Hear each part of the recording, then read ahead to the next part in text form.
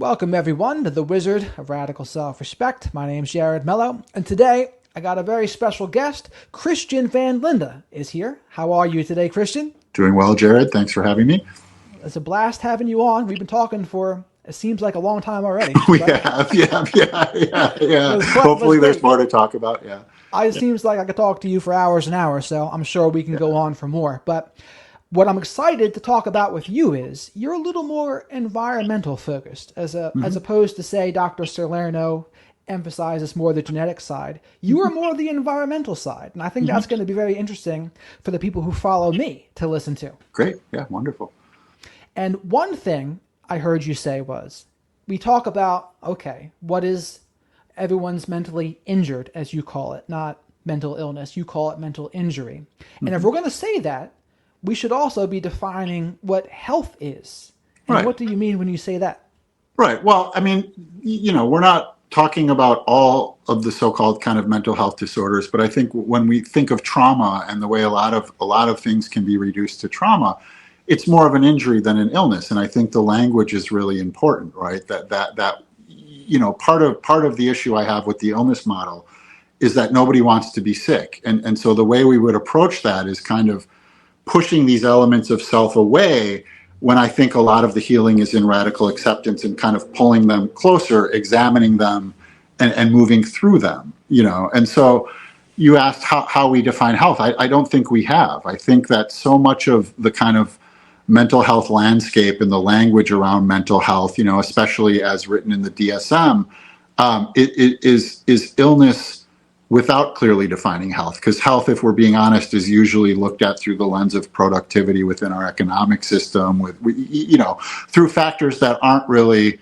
about understanding human consciousness. What is a healthy, normal mind? And who has one? I don't know. And so it's not to speak to people's experiences and the trouble that these different conditions might have in them in their kind of quality of life, but to kind of understand that a lot of the problems are actually about the structure of our culture, and that we've defined these things. I mean, I sometimes think of like the mental health landscape as like a maze with no way out of it. That we have so much information thrown at us, but there's not a lot of clarity. Like, for instance, how if a therapist is working with insurance, they have to diagnose a client with something.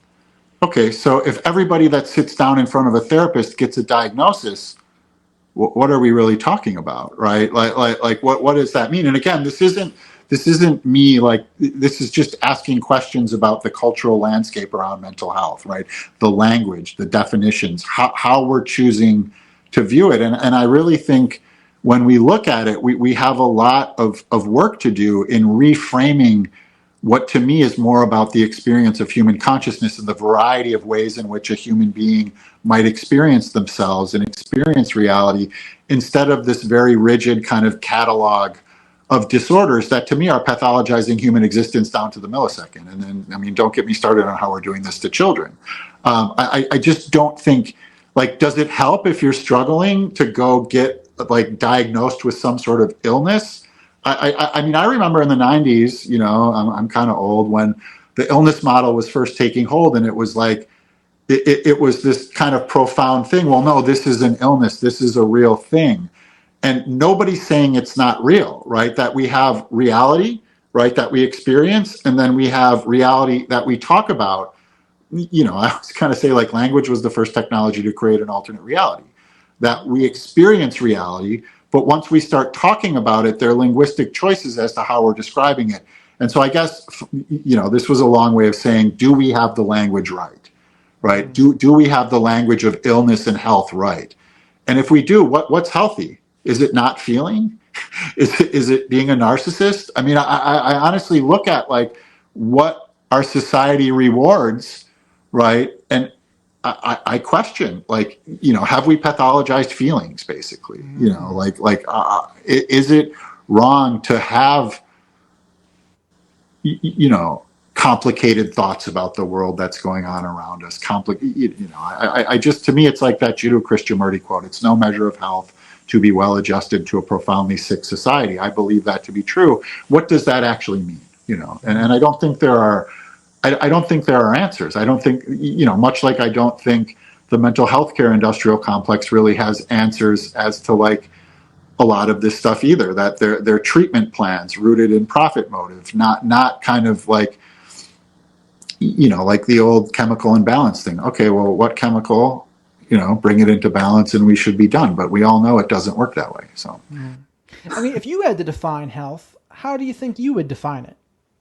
I think good mental health is rooted in the acceptance of our feelings, the acceptance of what our nervous system is yielding at any moment, right? That it's not saying I'm always going to be happy or I'm never going to think about things. It's about like, I mean, I like Carl Jung, that it's about being whole. It's about like having the freedom and the courage to feel whatever it is we're feeling in real time in order to move through it. That it's not about any singular self state or aiming for unicorns and rainbows all the time. It's simply accepting the dynamic nature of human consciousness and how the environment and other factors shape our responses to the external world, and giving ourselves the humanity to be human, basically, to kind of experience it all without too much judgment. And again, I think that's why the illness model kind of shoots people in the foot, is that it creates a situation where we think we need to be cured or we need to be fixed.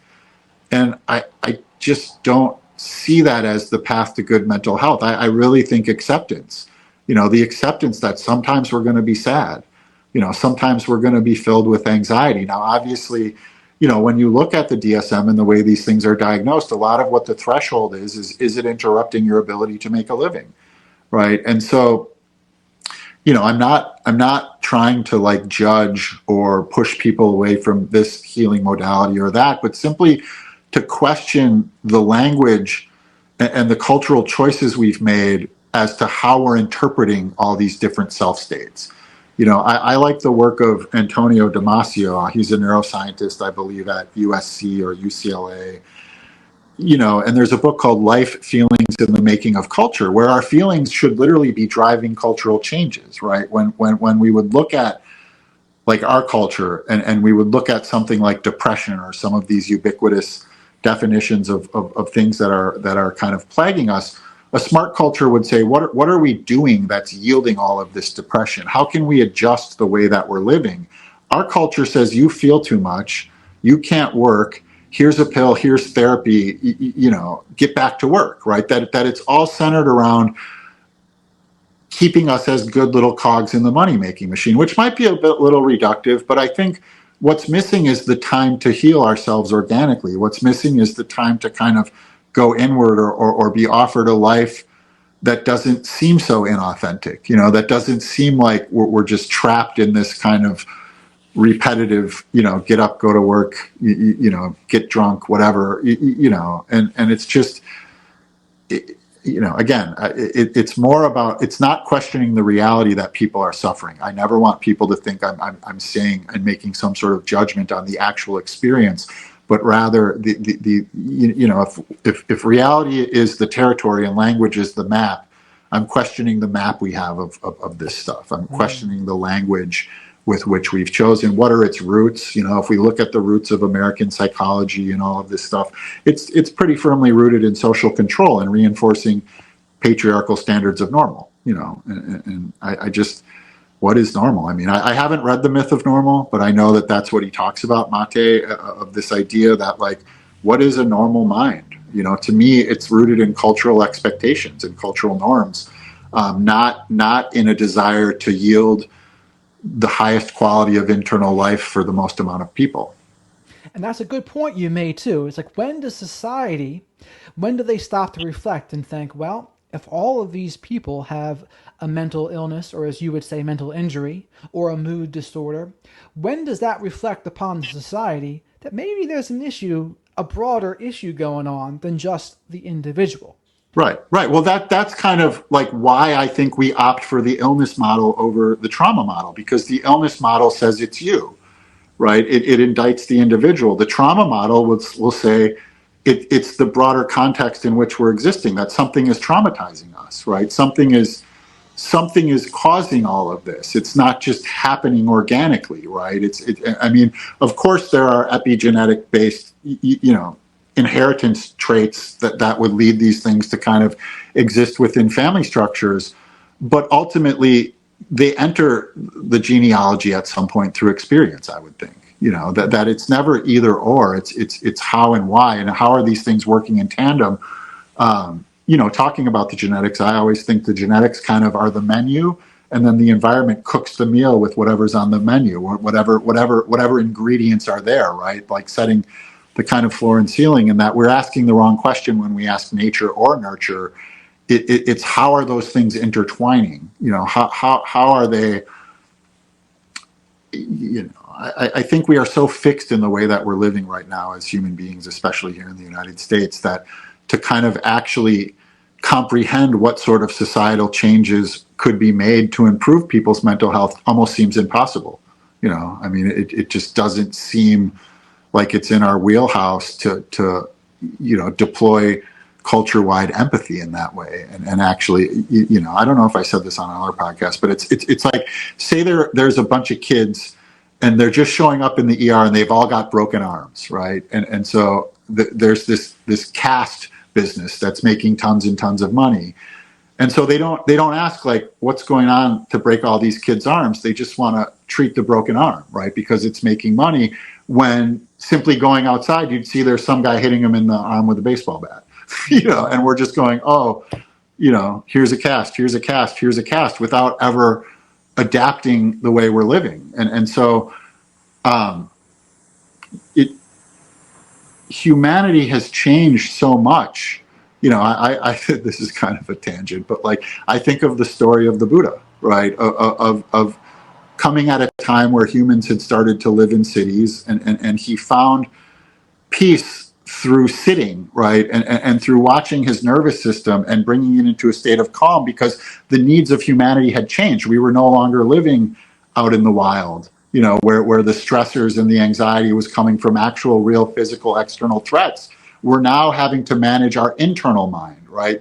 And it's a process that is over lifetimes. It's a human process, not just an individual life. And I just think, again, I'm kind of babbling, but it's really about our culture and awareness, and integrating some of this new awareness into the way we live. Not simply saying this is the way it is, and you're broken or you're mentally ill, but understanding these things that are happening on large scales are happening for reasons, for environmental reasons. Right. I think one of the things I like about you is you ask a lot of good questions, because better questions will yield better results. And right. One of the things I've heard you say also about what you just said reminded me of this. You had said to be normal in this day and age may be considered sociopathic. What did you mean when you said that? Well, we're criminalizing feelings in a lot of ways, right? And we live in a hyper-individualist society, driven by kind of culturally narcissistic standards like American exceptionalism. Like, there are kind of, I think of narcissism as the tyranny of perspective, as the belief that there's just this one perspective and everybody has to live in it. And so I think, take like what it exists, what it takes to exist in corporate America. There's a reason narcissists like own corporate structures, because it's like a masking contest and a backstabbing contest, and and everybody's out here competing with one another. And I think what it does is it tears us away from each other. That everybody's in this rat race, where if you stop and help your buddy who's fallen, you fall too, right? You get left behind too. And again, I don't want this construed as the reductive kind of wah capitalism thing, but like it's to me it's about empathy, and not seeing life as a competition so much, right? And not seeing life as a vehicle of consumption, but seeing life as a vehicle of connection. And I think the way that we live, like, disconnects us, not just from like other people, but from ourselves, right? That like, ultimately the narcissist is further away from themselves than they are from other people, right? It's this kind of posture of strength masking complete emptiness. And I just see that all over in our culture. I think we give a lot of lip service to the right values, but what does Wu-Tang say? Cash rules everything around us. That's the truth of it. When you kind of look through the veneer of the rhetoric, the reality is, it's not pretty, and I don't really like saying this, but I think if we're being honest, as these kind of technological advances get more and more godlike and alter what it means to be human, we need more empathy as humans. We don't need more intelligence. Right now, our intelligence, if AI ends up destroying us, was the prefrontal cortex a fatal evolutionary development? But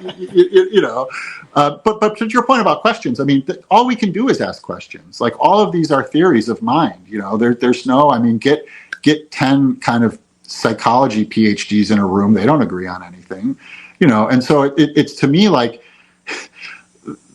the best questions lead to good answers, and then those answers lead to more questions, and it's this never ending, I don't think there's a point of all knowing, that all we can do is keep moving the ball forward through asking questions, having the flexibility to accept multiple perspectives, understanding, like Dr. Salerno, I really like. I sometimes get a little triggered by him almost, but in a really good way, where it makes me think. As the child of a narcissist, my father's also a yoga and meditation teacher since the 60s, who was a follower of this guy, Swami Rama, who's a really bad man, but it was all about human consciousness. And so I was brought up with my mother going to Catholic school and her telling me I'm depressed and putting me into therapy and all these things. And my dad with a Swami talking more about conditioning, right? And saying, well, he's upset. He couldn't bring himself to say he's upset and sad because his parents are fucking insane.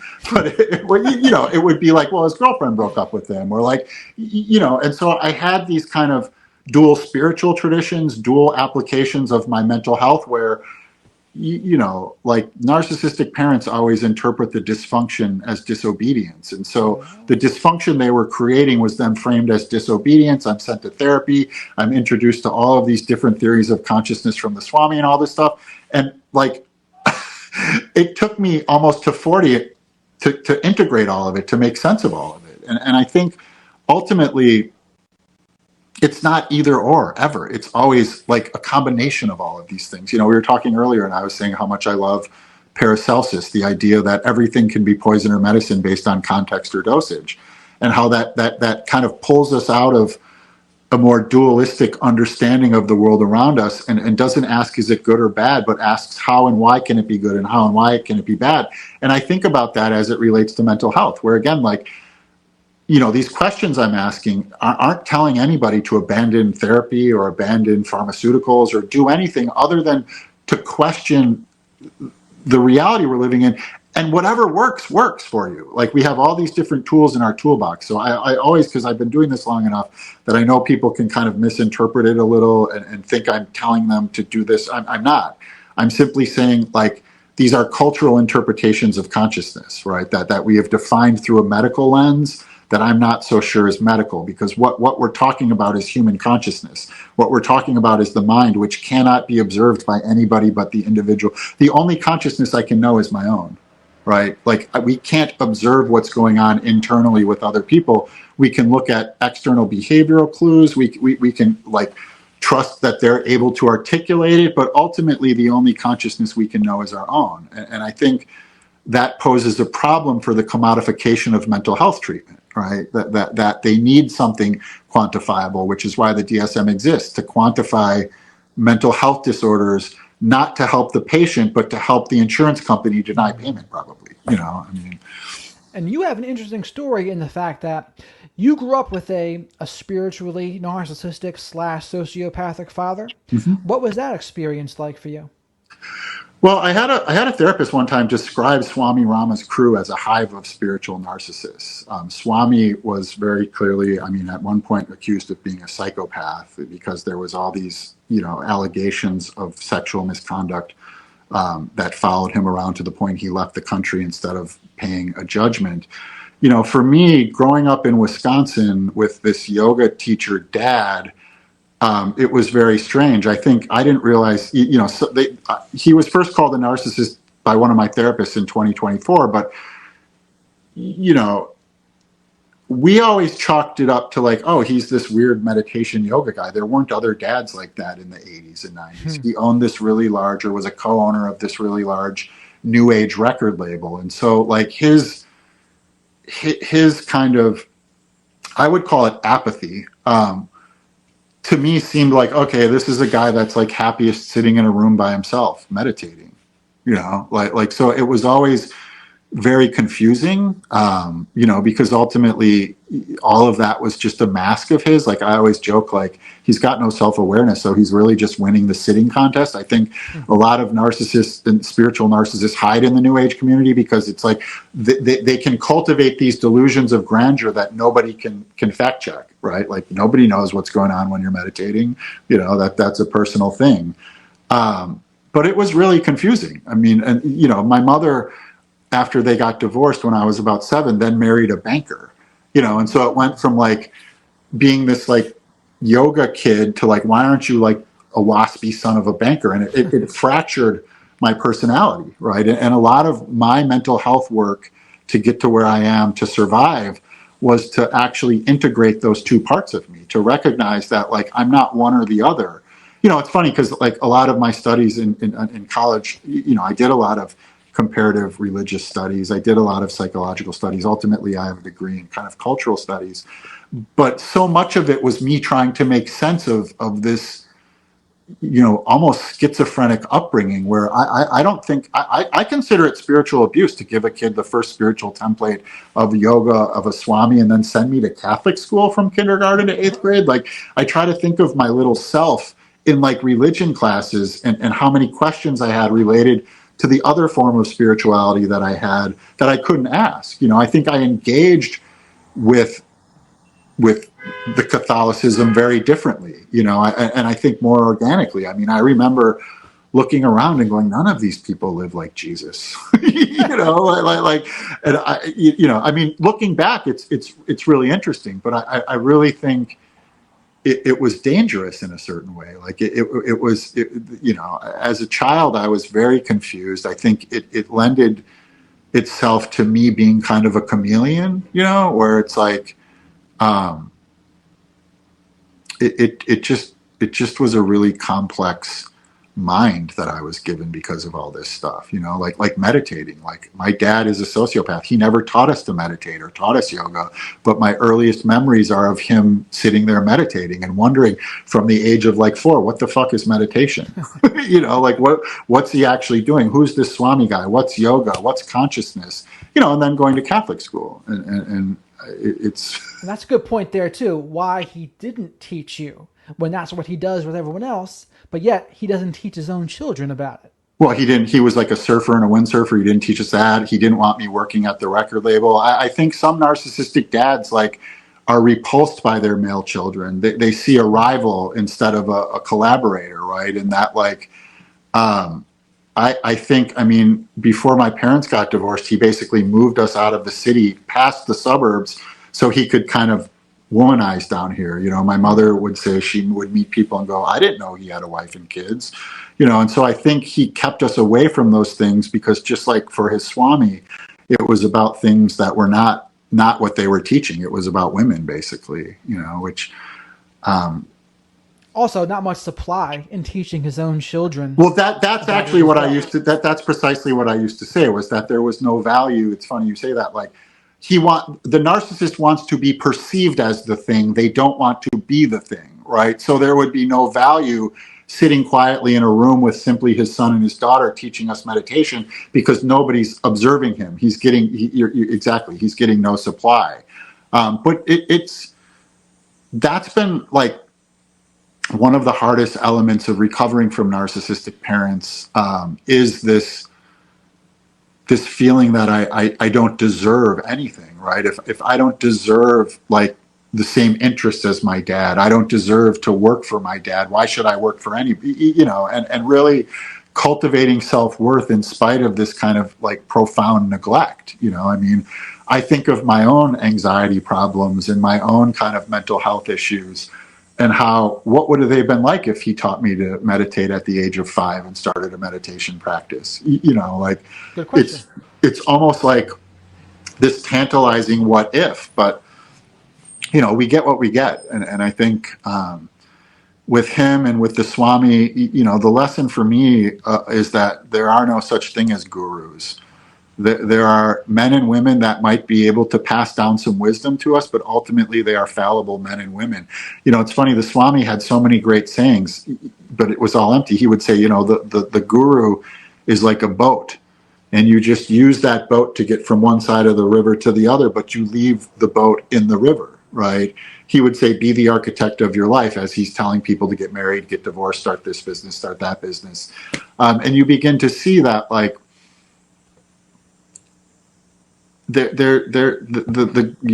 is, everybody says it, but the guru is within. If there is a guru, their job is to lead us to ourselves, right? Not to be worshipped. But it's been a really, like, making sense of all that was really hard. I just listened to a podcast actually about Swami and the kind of case against Swami Rama and how many people he heard. I was at a coffee shop here, and I met his illegitimate grandson a couple years ago. I was just talking to somebody about it, and he's like, "Oh yeah," and he supposedly had no children, which is a big lie. Not good. No, but I mean, you learn the hard way, I think, when you're raised by a narcissist about trusting people, and that ultimately so much of our challenge is to learn to trust ourselves. And I think when I think about helping people with narcissistic abuse, it usually goes back to narcissistic parents, where the entire problem with having a narcissistic parent, or I mean, all of life is a problem, but it forces us to deal with these very complicated, disordered personalities in childhood, long before we have the psychological abilities to do so. But we cultivate survival tactics, mainly like trying to chase the narcissist, right, instead of setting boundaries and leaving. But then when we become adult, we constantly find ourselves in relationships with them because we still have that pattern that instead of saying like, no, this is fucked up, I'm going to set a boundary and leave, we try to chase and fix and give ourselves away in an attempt to kind of like connect to the unconnectable.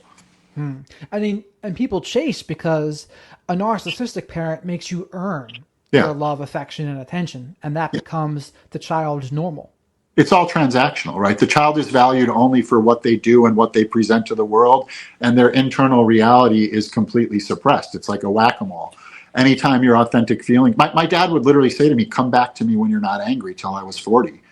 To the point where I had to rage on him, and all sorts of really bad things happened because I was learning to express my rage. He wouldn't take it, so I started writing really angry emails that resulted in a restraining order, all of these things. But it was about 40 years of anger that had to come out, and I would do it very differently had I do it again. But I also understood that rage that I felt towards him had been directed at myself for my whole life, and manifesting in self-harm, in depression, which a lot of times I consider anger turned inward, and that it was only through the proper placement of that rage into its right spot that I was able to free myself from it. But it's really ugly. I mean, it's stuff that happened that I'm certainly not proud of. But I think it speaks to the ugliness of healing in a certain way, that like we think of healing as, this kind of pretty thing, but it's usually much, much, much different than what we think, and it's funny in saying all of this, I still miss my dad. People may find that weird, but it's like when I look at myself, I see him. When I hear myself, I hear him. A lot of who I am was trying to know him, trying to kind of emulate him, but not really understanding how much of what I knew of him was a mask, that it wasn't real, that like it was just him presenting to the world things that he really wasn't. And I wish that were untrue. I mean, I still I think all of us have a hard time truly letting go of the idea of our parents, right? When you're dealing with a narcissistic parent, there's always the idea that we formed of them versus the reality of them. And like, it's really hard to let go of this idea, of what should have been, of what it appears to be. But that's because all kids are going to chase their like mother and father's approval, right? They're going to try to connect with them, relate with them. It just doesn't normally work. And I think with religious and spiritual narcissists in particular, they present a whole new set of problems because they're using this religious or spiritual vehicle for not unintended purposes, right? They're using it to control others. They're using it to get their supply, to boost their image. And it certainly complicates things. Well, I think for me, it really helped in the scapegoating process of me, right? Because I was a wild kid. Like, I had a lot of anger. I had a lot of drug problems. I looked very much like a spoiled brat. And they would look at my dad, this yoga meditation guy. He owns record labels. Well, anybody, he's probably he should have been an amazing fucking dad, right? Like, I mean, when you look at the surface details, they would think, well, he could nurture a creative kid, or he could, here's this kid who's had all these opportunities, but all the opportunities were like illusions, right? Like when I went to college, I didn't know I was autistic. I didn't know I was traumatized. My house had burned down. I'd lost everything I owned. I had been shuffled back and forth the last 2 years of high school, and I couldn't fill out any applications. My mother filled them out, forced me to college. I ended up dropping out after about 3 years. And so people would look at this kid squandering an opportunity. What? Like, I needed somebody in my emotional life helping me through the trauma because I was like 18 going on 12, and so like, from the outside world, here's this fuck up kid partying all the time. But in reality, I didn't have anybody at any point in my life in the emotional reality of what was happening, right? In the kind of reality that like I'd been dealing with real trauma since at least the age of 7. I mean, I had a broken arm at 6 months. The story in my family was I was left alone on a bed and my sister was jumping on the bed and she bounced me off the bed and I broke my arm, but like they never tell me where my parents were. And this happens to a lot of us children of narcissists, that there are these occurrences that happen in life. And I know you have the bullet point of the unreliable narrator. This is what I mean, is that we can't trust any of their answers. Like when I ask what happened and they say, your sister bounced you off, I wasn't asking what my sister was doing. I was asking where my parents were, and then we hear, oh, your dad at some point wasn't able to babysit because he would just meditate. So was my dad meditate? Who knows? There's no answer, right? And like my dad's never even acknowledged it. My mother's story changes, and again, this isn't like wah, poor me, but like that, I'm scared of heights. Is that why? Talking about environmental things, like what does that do to a small child to sit with a broken arm for a couple hours? Like, I mean, it's the 70s. So like, I'm sure the doctor was like, give him some whiskey and blow some cigarette smoke in his face or something, but like my mother would dismiss it, my whole life. But like, there's all these different incidents like that. That I can't believe was good for my nervous system, No, I wouldn't think so. I mean, what do you think is the core of these kinds of dysfunctional family systems? Avoidance. I mean, I think the core of narcissism, right? If and I think is the pathological inability to see outside of one perspective, and a family should be a shared perspective, right? Like going through a divorce, right, at the age of 7 should have been a communal experience, right? There should have been space made for the emotional, psychological complexity that would emerge in the children, but it was all about the adults. Like eventually I got sent to therapy by myself because I was angry, but it was all like, we don't know where these emotional problems are coming from. It's like, really? You don't know? I mean, it was like, I started wetting the bed and my mother beat me for wetting the bed, and it's like all of it, from my perspective, even now as an adult, is very easily explained, right? Well, I was actually traumatized, right? That this is real trauma. But nobody wants to, I mean, my dad literally gave me his move was like giving books. Like he gave me the body keeps the score and then denies that, like read it in his book club or something, and then denies that trauma is part of my story. But that's the narcissist subconscious like admission of something, right? But then can't consciously acknowledge like, oh yes, I've been like the kind of missing variable in the story is the emotional reality of the children. You know, my sister, on the other hand, like went more in the hyperfunctionality route. You know, she was like older when it all fell apart, and so by like 16, she was living in France with AFS. You know, where I was left as this kind of like plaything for my mother's emotional problem. It's just it all becomes a mess. And the scapegoat child, they call it the identified patient. I call it actually the identified feeler. You know, that like the child that is deemed the scapegoat has to feel all of the repressed emotions that the family unit. It's like a toilet, basically. The child becomes just a receptacle for all the shit that they can't feel consciously. And it almost killed me. I mean, I you know, I mean, the scapegoat thing. On the one hand, if you're scapegoated, it's usually because you're capable of still seeing the truth. You're seeing outside of the family system, but it can be such. The family system basically wants you sick or dead. You know, I mean, it's really sick. And so I think in talking about this, oh, there's my cat. In talking about this stuff, you know, it really makes it real. I mean, a lot of my start on social media came at a time where I was telling my story of being scapegoated, and it was cathartic to hear myself, to see myself speaking from my perspective, like speaking about what it felt like for me, like speaking about like I was a kid, right? I wasn't the one driving all of this dysfunction. I was the receptacle for it. Right. And what was your mother's dynamic like with your father?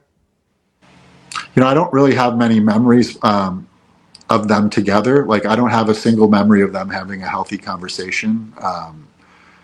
But she claims it wasn't that bad. He was just like going to Europe with, you know, he was just with other women a lot, you know. And so my mother is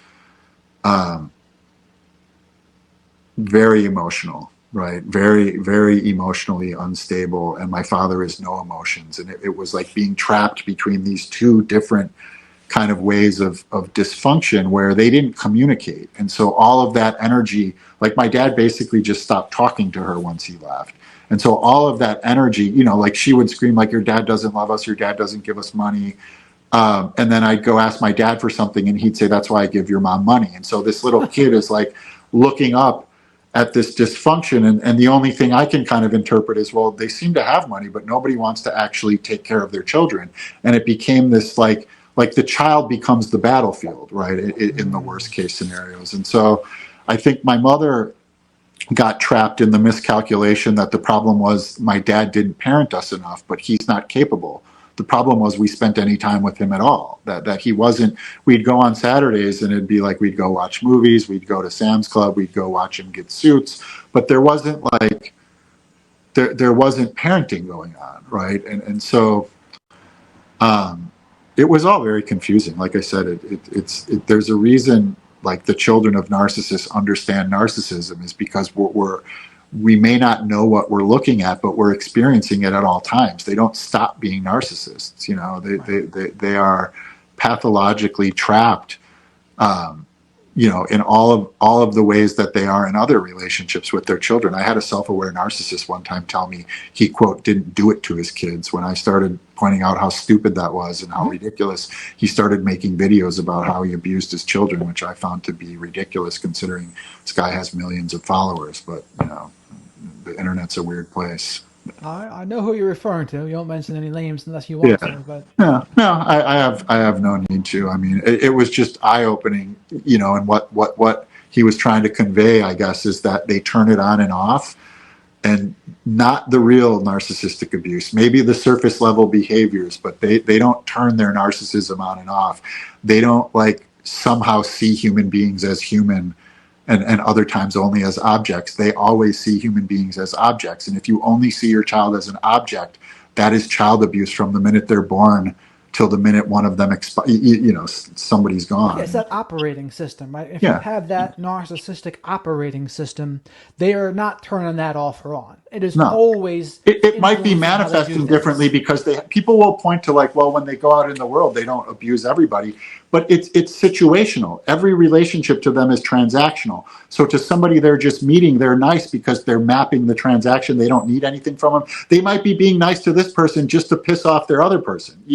That if we're judging it based on that, we're missing the point of that of what narcissism is basically. And so the pathological kind, they don't turn it on and off. It's not possible, right? Like, and it really kind of drives me nuts when people look at that and say, well, he didn't do it to this person, but it's about the nature of the relationship they're in, right? It's not like they are operating on their own needs at all times, and they need different things out of different people, right? And it's but I think, ultimately the healing is about, we were talking about this earlier. It's like we fall victim to making all of the healing about understanding the narcissist, when ultimately what we have to understand is ourselves, right? And maybe we understand ourselves, especially when it's our parents, through the experiences that have shaped us. But I always say the most important pivot in narcissistic abuse recovery is when we pivot from what was done to us to what it means for us, right? To what does it mean for us? How has it shaped us? How can we learn to see ourselves clearly, to love ourselves, to accept ourselves, especially in our faults, right? That it's not really about becoming an expert on narcissism, even though that's a fascinating topic. Right. I mean, what is the antidote to narcissism, in your opinion? Authenticity and vulnerability. A narcissist can't be authentic. They're all mask, and they can't be vulnerable. They're all defense, right? And so the child becomes inauthentic and invulnerable. The child develops armor, a lot of times anger as the armor, or I think the children of narcissists have what I call counter confabulations, where, a narcissist confabulates their past. The children of narcissists confabulate a reality where their parents care for them, right? They confabulate this reality that makes sense within the context of what the idea of a family is, even if it doesn't match its reality. And so the antidote to narcissistic abuse is learning to be vulnerable, learning to feel our feelings openly and share them, because it's never safe with the narcissist. You can't, they won't tolerate it, right? They will tell you how you're feeling. They will tell you what reality is. And so, learning to, and a lot of it is learning to be sad, learning to be angry, learning to be hurt. I mean, if they can't acknowledge that they're hurting you,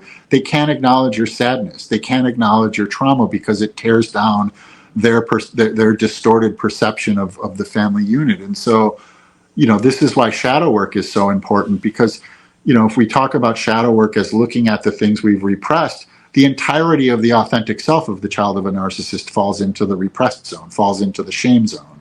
And so it's not just our negative qualities, it's our good qualities too. Like, we need to learn to perceive ourselves. I work with so many successful people, right?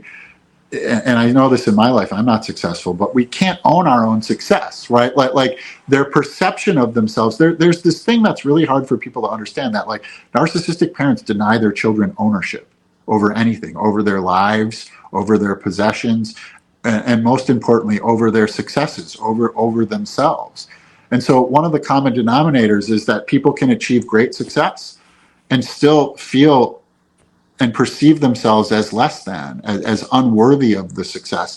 The success, the experience, doesn't build the character or build the esteem that it does for other people, because we haven't had ownership over our own lives, right? And so this is where it gets kind of scary, because a lot of times when we learn ownership over our own lives, we're also owning our failures. That there's this kind of syndrome, I think, that happens in narcissistic abuse, where it becomes easier to have somebody controlling our lives in a certain way, and we get used to it on a subconscious level. And that when we start owning our lives, it becomes really scary to own our anger, to own our own dysfunction, to own the bad behaviors that have stemmed from, all of this stuff, because we all have them, but it's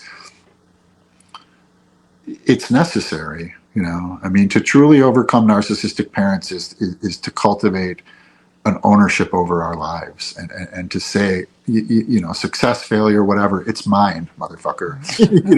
It's mine. It's mine now, and I'm going to be myself, and I'm going to feel, without shame. I'm going to feel the things, I'm going to talk about the things that I've experienced, and to do so without actually shame. Right. And that's the big thing with it too. In those dysfunctional families, emotional safety is not present.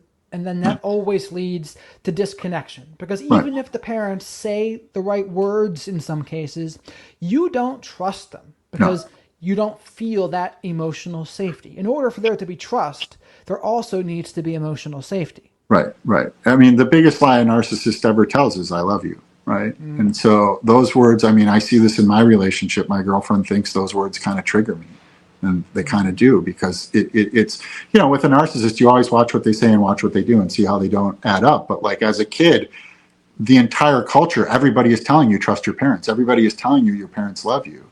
And so what that does, you're right, it shatters trust in language, it shatters trust in self, it shatters trust in caregivers, right? Where it's a child like I mean, that idea of safety is so important, right? Like emotional safety. But what is it? Again, it's the same thing I think we were talking about with health. It's the ability to be yourself and be seen and loved and accepted as you are, with no transactions or conditions, right? That like, an example from my life, like when my parents were getting divorced and there was all of this anger, it would have been an acceptance that, yes, we've put you through a situation where anger is part of the response. How can we work through this as a family, even if we're divorced, right? Not like, come back to me. My dad would say, come back to me when you're not angry. I'd go home and all the anger would spill out at my mother, and then I'd be punished. And it was just like this ping pong ball. And what would safety have been? It would have been being allowed to be angry. And then there wouldn't have been rage. There just would have been temporary anger at a situation that wouldn't have festered for decades, Right. And certain emotions, they're just not allowed to be felt. Certain No. things are unacceptable. And I think that's why I really liked it when you had said CPTSD is kind of like a cork. And Yeah. maybe you could expand on that. Well, right. And so, Mate describes psychological trauma as lacking an empathetic witness, right? And so we don't have empathy in our lives. And so anytime we display vulnerability or speak authentically, that comes from outside of the narcissist's delusional fantasy world. Anything that comes from outside of their fantasy world will trigger them. And so our real emotions trigger them. And so what that does is it puts this cork on our authentic self, where everything gets filtered through, we'll call it like a filter maybe. And it gets filtered through this unconscious question of, is it safe to be this? And nothing is safe. And so we become what they want us to be instead of what we are. And that cork, those trapped emotions, they don't evaporate, right? They just, it gets to a point where the cork pops and all of the emotions come out, either subconsciously or indirectly, or directly. But it's I mean, I was so angry. I'm just happy to be alive. I mean, I think when I started understanding the trauma and all of it came out, it was like holding on for dear life, basically, and like writing a lot. But really, like for me, it was just naming the anger. I remember in early recovery, I went to a woman, and I don't know what she technically does, but it would be a lot about getting into my feelings. It was called like wholehearted healing. And it would be like, what are you feeling? And I could never, I didn't know. I would just literally sob for like 3 months. I'd go there and sob, and she'd say, what are you feeling? And I literally didn't know how to name a feeling. And it was just like this cork, like this blob, like, and these things would just come out. And like, at that point, it wasn't even anger. It was just this deep sadness that when she would ask me how I feel, I would just melt into a puddle. But even that was a lesson, was that like, I think what that cork does, we talk about body dysmorphia, right? Which narcissistic parents give us. They're reflecting back a distorted version, but they give us life dysmorphia and emotional dysmorphia where we don't really know what we're feeling. We just know that we have all this feeling, but it's so dangerous to feel it. That to me, like I cultivated a practice of what I called emotional mindfulness early on, where I would just acknowledge if I was sad, I would write, I am sad. If I was angry, I would write, I am angry. And I still have these little Post-it notes. I'd carry it around, and like if I felt a feeling that I could identify, I would write it down and I would acknowledge it. I would bring it out of my internal experience, and something about writing, at least for me, makes it real. Like it takes it and puts it, it puts it out into the real world. To me, that was me starting to build myself through the acknowledgement of my self state. I think it's very important to be able to put words to our emotions and words to our feelings as well. And some people might say, well, you're intellectualizing your healing. But I like what you said, where no, we have to understand it in our own terms so we can even get to the points where we're working through it. Well, there's where Paracelsus comes in great handy again. Everything can be poison or medicine based on context or dosage. And so this intellectualizing trauma thing is a big kind of buzz thing right now. And I see both sides of it. I think specifically for the children of narcissists, the early phase is intellectualizing it because we have to reclaim the narrative and reestablish the narrative from our perspective, right? And so there is an intellectual layer to it. But I also agree with the people saying you can't intellectualize your trauma because the trauma exists somewhere in a different part of our brain than cognitive thought, right? And so like we have to like get to the point where we understand the story from our perspective of what happened, establish it, inhabit it, only to kind of understand that that moves us into the next phase of the kind of somatic stuff, the nervous system stuff. And that's where I think some of these things like EMDR and DBR and some of these new modalities are really interesting and helpful, is because they're not really cognitive, they're experiential, right? They're kind of seeking to understand the way we process information and how that might translate into trauma, and really hacking the brain that way, right? Like it's really fascinating to me, but it also makes me laugh because like, isn't intellectualizing our trauma what therapy's been for like the last like 30 years? Isn't that what they taught us to do? Like go talk about your feelings, right? And so it kind of makes me chuckle, but it does speak to the point that like talking about feelings isn't feeling them, right? That like to truly feel feelings comes without language. I think as a culture, we've gone overboard in talking about our feelings from a certain perspective because it bypasses we've kind of confused it as though like the talking about them is the feeling them. And I just don't think that's true. And you had said before that even thinking can be dissociating from feelings. I'd never heard it put that way before. Well, I'm weird. I'm like the son of a meditation teacher. I grew up in a new age bookstore, and so like Krishnamurti talks a lot about metacognition, but really think about that. Like thinking takes us out of experiencing. When we're thinking about something, we're not experiencing something. So this isn't to say thought is bad, right? Or like don't think, but I think we think too much, and that there are some experiences that are lost because we're thinking too much. And feeling is one of those things that we have this kind of like, Western Enlightenment principles of like, the victory of reason over emotion or whatever. I think Damasio's book, Descartes' Error, kind of puts that to bed, that it's not true, that like reason and emotion are intertwined and informing one another, much like thinking and feeling should be. But like we were talking earlier, I think a lot of times when we're in these emotionally repressive families or situations, all of this emotional energy gets created, right? And we don't have the freedom to feel it, which is to release it, to express it. And so that psychic energy moves from the body into the mind and creates all of this rumination and creates all of this mental activity, all because we're not feeling. And that the tyranny of kind of cognitive thought is real. I get into weird theories too, like the primordial mind, which is this guy Michael Robbins' kind of extension of like Freud's primary process and Melanie Klein's paranoid schizoid position. Like the idea that like so much of our behavior is driven not by cognitive thought, but by like these other ways of engaging with the world, you know, like not quite like the subconscious shadow stuff, but an entirely different, like think of like in the story of human evolution, how we would survive before language was created, for instance, right? Like before kind of like intensive cognitive thought allegedly took over all of our behaviors. I mean, it gets into the work of like Robert Sapolsky on free will, and like how are we actually getting to our behavior? It's easy to say we're all in full control of our behavior and we're all thinking about everything we're doing, but I think that's total bullshit.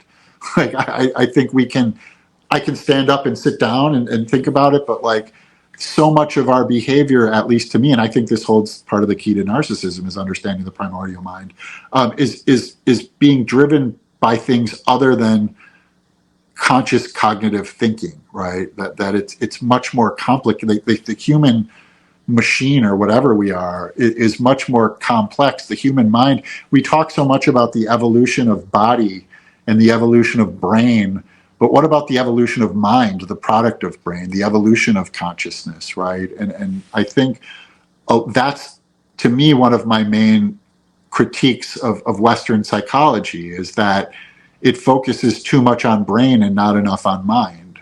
You know, like, I don't know if that makes sense. No, that makes perfect sense. That's a We've got fascinating road to go Selassie is down. here now. He I was wanted to going to get say, in. you can introduce us to your cat Yeah. here. Selassie, the conquering lion, named after Haile Selassie. Oh, okay. Yeah. So male cat. Oh yeah. Yeah, he's a well-behaved fella. He is a very sweet boy. He's chonky. He had a video that got 1 million views on TikTok, so he made himself like $800. So he stays like deep in the treats. I mean, Dr. Salerno has a cat as well, and he was a fan favorite on that one too. Yeah. No, Selassie's got a lot of fans online. A friend of mine came over. He's like, more people know who your cat is than they know who I am. I'm like, yeah, okay. Up now, he's shy. Here we go. We'll get a little. Hey there, bud. Hey, pal. You also had me thinking too about the addiction component, because I think so many people with a narcissistic parent, they do wind up with addictions. A lot of them are. It's kind of a way to unleash that cork in a way if they've been so suppressed. Well, I tend to think of addiction through the lens of connection. That when we're denied that initial connection to our parents, we're out there seeking external connection, and that from one lens, addiction is about seeking that connection. You know, like looking for connection in all the wrong places, basically. But it's inherently tied to this like emptiness that we have in our core due to that lack of connection. But it is also, I mean, we were talking about, I mean, I would black out, you know, and I think in those blackouts, a lot of my anger would come out. A lot of the emotions that we spend our days and a lot of energy repressing, for some reason, that filter is gone. And again, I think of it in the lens of trauma, that I think trauma like creates the moment as unsafe, right? It's telling you you're unsafe in a moment where there's no actual external threat. And so it creates this need to dissociate, to basically escape this danger in the moment, right? And so, you know, the addiction, the substances eventually become the problems themselves. But I think when it starts out, it's about escape, you know, it's about changing our mindset, changing our internal experience. I think addiction is really largely misunderstood. You know, I don't think that's like a hot take. I just think when we focus on the substances, it's actually like the substance is almost meaningless. It's the urge. It's like that's just the container, but it's the internal like emptiness or lack of connection to self that drives the addiction. You know. It's a symptom. Like the addiction, the actual drug use or drinking is a symptom of the issue. Yeah. And alcohol is a drug, for those who are going to say that too. Some people will say that. Yeah, of course it is. Yeah. And I have a, you know, like, it's weird, but I almost think like they kept me alive for a while. That like I did not want to be on this earth, and I had a community. I worked at a bar, and I definitely drank too much. But I people will say, oh, those are just your drinking friends. Some of them, but like some of your real friends aren't your real friends. Some of them were. There was real like care and value of me within this kind of existence that allowed me to get to a point where it became too much, and I had to, I was strong enough to actually make the decision to change my life. But I think in a certain way it bought me time, and I think a lot of times people emerge with like this anger towards the substances or self-hatred that like it got to that point. But I look back, I do IFS therapy in my own life, and so I'm learning about parts, and I look back on those parts of me with love, right, and understand that ultimately that allowed me to survive, and it might, if I didn't make the decision when I did, I very well might not be here. But I think it's hard for me to look back on that time period with anger, and I more look at it with love, and with a quiet, wise, I should say. Yeah, well, I think so much of parts work for me is about loving myself. Like I've been working recently on my angry and sad parts and seeing how they're like working in tandem, and it frees us from saying I am an angry person, I am a sad person, to saying, oh no, I just have this angry part, right? I just have this sad part. I'm this collection. I think the children of narcissists have like parts parties. We have lots of parts, right? Because the chaos of the narcissist creates all of these different ways we have to be and different parts that emerge. But it's to me, it's like, again, it's kind of just using different language to describe the thing, but it's like this idea of acceptance, instead of illness, to me is much more healing than believing I am any one of these self states and that's all I am. I'm all things at once, right? Consciousness is experiencing everything we've ever experienced all at once and turning it into a moment. And when we believe we're only one thing, we're selling ourselves short, right? We're not just our depression. We're not just our trauma. We're not any one thing. We are a kind of, like consciousness. I think it was Ian McGilchrist maybe who said it, like consciousness isn't a soloist, it's an orchestra. I think that's brilliant. I like that. I like that a lot. Yeah. Now, you said the term self-state there. Do you think covert narcissists and grandiose narcissists, are they more self-states, or do you think they're separate? Because I've heard some people say they're just self-states. Sometimes when I think the term covert narcissist is more about our misunderstanding of what narcissism actually is rather than it's covert. It's maybe that it plays against the kind of like archetype or pop culture of the grandiose narcissist. But I think if we're truly understanding what it is, it's not so covert, or maybe it's because it can hide in like masks of altruism. But I don't think they have self states. I think the narcissist is character. I mean, they do, but it's like this very blunt, unformed self. That is guarded by the grandiose false self. And so, this is one of the things me and my friend Shadow DeAngelis are always trying to figure out is like, how do they operate so well with this grandiose false self? Like, how, like what is the relationship between these things? And so I think the true self state of the narcissist is like that paranoid schizoid rage. It's like that core of an infant almost, and that all of their kind of polished stuff is a mask. But I that's just a theory. I don't. That's an interesting thing to dig into as well, because I know we've gone over a lot with other people the genetic side of things. But do you think a lot of it is the lack of individuation from, say, I do. mother? I think that the narcissist at root confuses self and world, right? That they experience their external world as governed by their internal self state, right? That I believe they don't have, like, think of self. Self is a very hard thing to define, right? And there's all sorts of theories.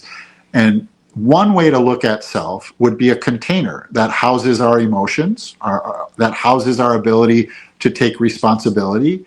So I think they lack a container of self. They lack an individuation, which means they don't see themselves as an individual. They see themselves as the world, and they see other people as objects, and they displace the elements of self we would put into our container, internal container of self, onto the containers around them, which are other people, which is why they're constantly accusing people of what they're doing. They're constantly projecting their emotional states into other people. That there's this inversion of self and world, and that they don't see themselves as an individual. They live in an undifferentiated world where their self is the world, and not in like the kind of we are the world, like new agey, like I've killed my ego, but in the more like I am the tyrannical overlord of this external world, and my inability to feel and contain my own emotions will terrorize everybody else, right? That it's funny because like the language to describe it that I use almost sounds like an enlightened being sometimes. When I say they confuse self for world, it would, that statement in a vacuum could be looked at through some new agey lens of like, oh, well, they're one with the universe. But it's not one with the universe. They are the universe, right? Where it's like this tyrannical displacement of self, right? Where again, like the grandiose false self can't hold negative, right? And so anything that's negative or anything that pierces it has to be met with rage and displacement, right? That again, like, and these are all theories of consciousness, basically, of how a human being experiences self.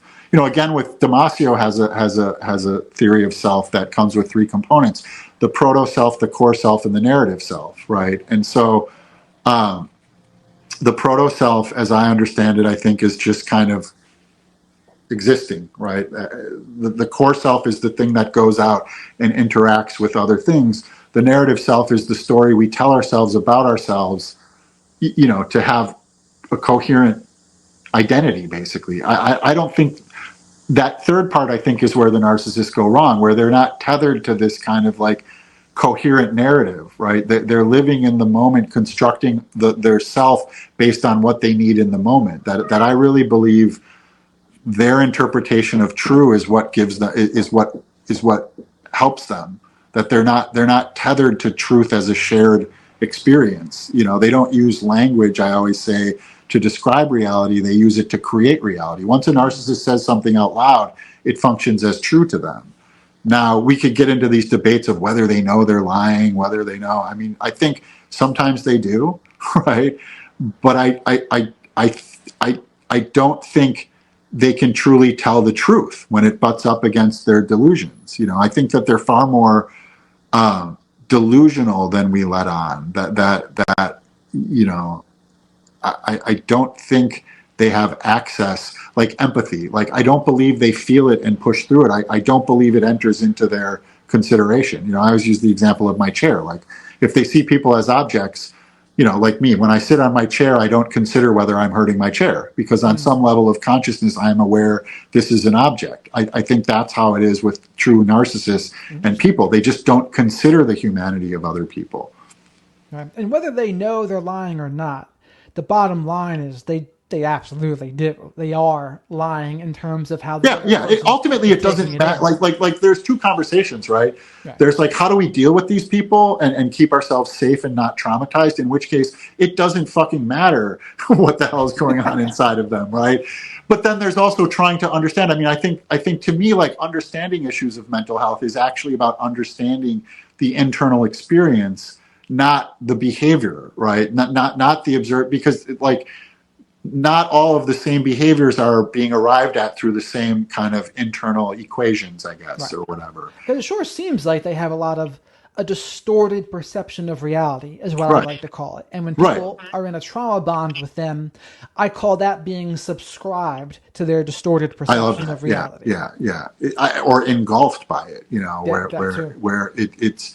And again, like, I think there's very, like, I think they absolutely know that they're lying sometimes. I think they absolutely know that they're scheming sometimes. But I also think, like with the confabulations, that it's compulsive, that it's just the way their mind works. That, like, it's not, there's not as, I mean, I really think this is primordial mind stuff, that it's just the way that they're responding. It's not like, it's not this they can be cold and calculating, but I just think so much of our understanding of other people's minds come from our understanding of our own. And I just think there's this vast difference between how people's minds work and how they're interpreting reality. I mean, I think at root, narcissism is a reality distortion disorder, and it's a distortion rooted in object relations with self, other, and the world.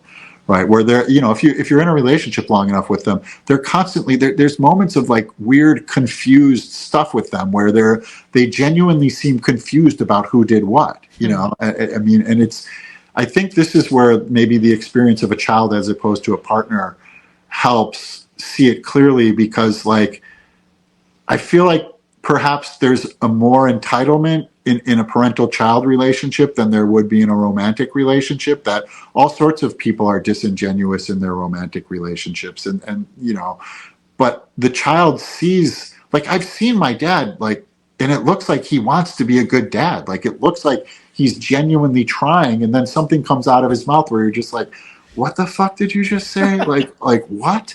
Like that doesn't make any sense. And there's really no reason to lie, or no reason to distort reality in that way. It's mystifying. It truly is. And you had mentioned ego death previously there.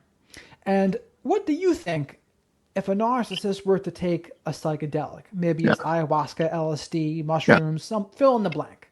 Yeah. Like, people ask this. What happened? People ask this all the time. It's not good. Those substances like show you yourself. And if the true self of a narcissist is like basically trapped in infancy or is empty, and all it does is cut through the grandiose false self, it's not an ego death, it's psychic collapse. That's one way. The other way would be just reinforcing their delusions of grandeur, where they become God, basically. Psychedelics, like, in some ways enhance what you already are, right? I don't really like the term ego death so much, because I think we misunderstand ego function. It's almost like more like identity death, and I'm not sure that those words are interchangeable. Like my dad caught me taking psychedelics when I was like 16, 17 or something. And like, he's a yoga meditation teacher with no self-awareness. He goes, "Oh, that's going to kick the door open. Meditation will slowly open." And that's all he said. So I was like, "So are you telling me to take more of them?" But what it did was set me off on this kind of quest to try to figure out what is this link between meditation and psychedelics. And to me, it's about conditioning. It's about cutting, like think of consciousness like a window, and like our experience, our traumas fog up the window, and the psychedelics are like 409 on the window of consciousness that wipe it clear for a little time. So we might see what life is like without the trauma, without the kind of, like, Buddhists would call it like dukkha, like negative conditioning or whatever. And so with the narcissist, like, there's nothing there, right, to see, right? And so in order for it to work, there'd have to be like some shaman that would like manage that psychic collapse and rebuild them basically from infancy into a person. But I just, like, I don't see it, I have a follower on Instagram that's like a guide, and he talks about them like reacting violently. But it's because, like, I always say, like, one of the differences between BPD and NPD is a lot of times with BPD, if you show them their true self, they react positively. I made a video once that's had a life of its own, and therapists hate it, but I was talking like nicely about BPD. It got watched 7 million times on TikTok, but it was just went viral. This was 5 years ago, 4 years ago. It just went viral again without me. They just use it as a voice. And it made hundreds of thousands, if not millions, of people cry good tears saying, "I've never felt this scene before." Now, the therapist will say that it's not always narcissistic parents, but they're fundamentally missing what I'm doing. That was a response to a specific person in my community of children of narcissists, and I talked about it as a response to narcissistic abuse. And when you showed all of these people diagnosed with BPD themselves, they started crying good tears. If you show a narcissist their self, you should probably duck, like run, because it's gonna be rage, right? If you poke through that thing. And so, what did you say about the borderlines? Well, I just I just said that like there's a real person beneath the borderline that a lot of times, not always, and I know people have a lot of trouble with borderlines. I think it's irresponsibly diagnosed, and a lot of times it's actually narcissism. And so this isn't to excuse any experience people have had, but I think in some ways it's the mirror of narcissism, that the only real objective thing is the definition of it, right? Because to diagnose it is subjective, right? And so if we're observing somebody diagnosed with BPD, we can't pull the BPD out of the body and observe it. We're observing somebody that's been subjectively diagnosed. So to me, the only objective data is the description, the diagnostic criteria. And to me, when you read it, the characteristics, it reads like somebody that's been in that's narcissistically defended, right? Shaky relationships, emotional explosions. Well, if you're living a life of complete emotional repression, that cork is going to explode sometimes. But I've learned more about it since then, and so I probably would word it very differently. But what I'm trying to do is make content that either resonates or doesn't. I don't believe there are definitive answers to any of this. So I know there have been some therapists that didn't like that video, claiming like it was like kissing their ass or telling them what they wanted to hear. But like, some people need to be spoken to with compassion, and BPD is one of those things where therapists won't work with them. A lot of times it is the scapegoat disorder, that you have narcissism on the other side. And so I mean, forgive me for speaking with compassion about something that is usually lacking. And I mean, since then I've done like some more research into it. I have a friend who's a BPD researcher at Columbia, and she let me do, like, she has a whole program about recovering. And so I've learned a lot, that it is much more, profoundly disruptive. But I guess to me, it's more a statement of the way it's diagnosed, and that if so many people were responding by crying good tears and saying, I've never felt this seen before. And if it did, it either resonate, my content is not me. I'm not an expert. What I want is to resonate or not resonate. And if it resonates with people, that's good to me. If it doesn't, they can just scroll on. Not everything is like, that there are no definitive answers to this stuff, and they would say, well, it's not always the children of narcissists. Nobody ever said it was. Right? Like, it's like if I go share a story about my experience, it doesn't have to apply to everybody. It's not meant to. I don't think like this stuff works that way.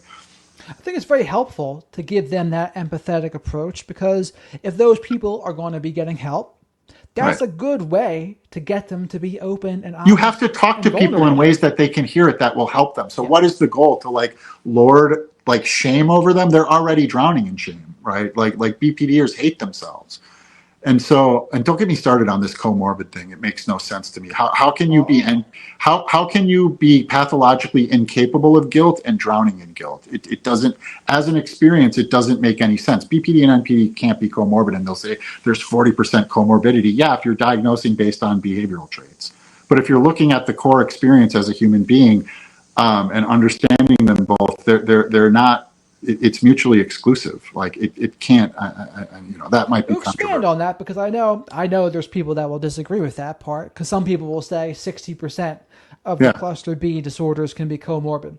So what do you mean when you say that the pathological guilt and too little guilt can't be Well, comorbid? I mean, the people that believe that narcissism is a failed individuation from the parent, right? If you're looking at, say, Melanie Klein's progression of development, right? The paranoid schizoid position moves into the depressive position when the child learns to hold good and bad in the same container, and then guilt is formed. And that guilt is what transitions them from one phase to the next. And so if you believe that to be the core of pathological narcissism, they don't ever develop the capacity to feel guilt. If you talk to people with BPD, they feel guilt, right? That a lot of times they're drowning in guilt. A lot of times, and again, this is difficult to talk about because there's no objective diagnostic criteria. Again, it's like if you're studying cancer, you pull the cancer out of the body and you observe the cancer, right? You can't do that with these disorders. So the thing you're observing is somebody that's been subjectively diagnosed by a therapist of unknown capabilities, who's seeing a very small sample size of behavior. I mean, I don't mean to be dismissive, but like, you go see 5 different therapists on 5 different days, you might get 5 different diagnoses, right? I mean, Sure. and so, I don't know. I have a hard time with BPD because I guess I just have more sympathy for it than I do for NPD. Well, what it could be, I think maybe you're referring to, going back to the operating system part.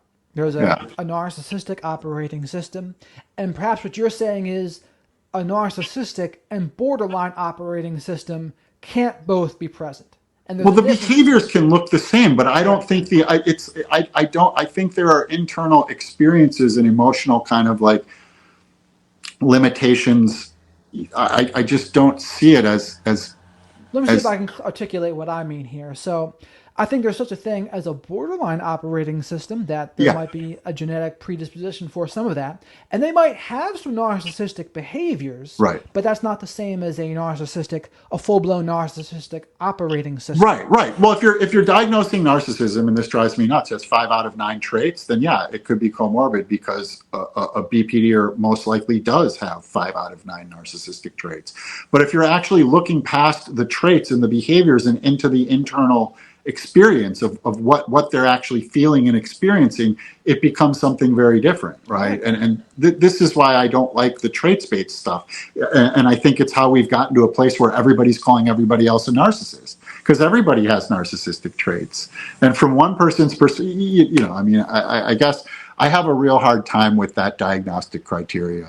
As somebody that was raised by a pathological narcissist, I don't find it to be a collection of traits. I find it to be like this operating system, this Ouroboros of like limitation. They're trapped in their own kind of consciousness, and they can't. They can't. The reason they can't heal is there's nothing to go back to. Right? There's no baseline.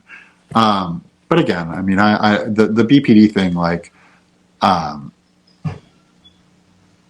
it just seems like so heavily stigmatized, and like sometimes it's about understanding what connects to a person. If I thought you could tell NPD the truth about themselves and it would help them, then I would do that too. But the experience is, if you tell them the truth about their behavior, they have their defense mechanisms that kick in that can't accept. Like, they'll always interpret an accurate description of themselves as an attack because it falls outside of their ability to control the narrative.